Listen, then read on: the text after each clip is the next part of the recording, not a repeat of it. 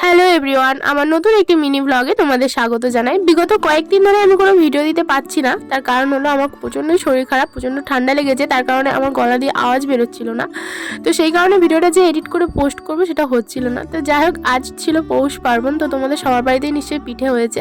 তো আমার বাড়িতে হয়েছে এই যে আমার ঠাম্মা, আমার মানে পাশের বাড়ি একটা ঠাম্মা, আমার ঠাম্মা উনি তো গত হয়েছেন। তো ইনি এক ঠাম্মা আমার দারুণ পিঠে বানায়। তো আমি তাই ঠাম্মার কাছে এসেছি পিঠে বানানো দেখতে, আর বসে বসে দুজনে গল্প করছি আর ঠাম্মা পিঠে বানাচ্ছে দেখছি।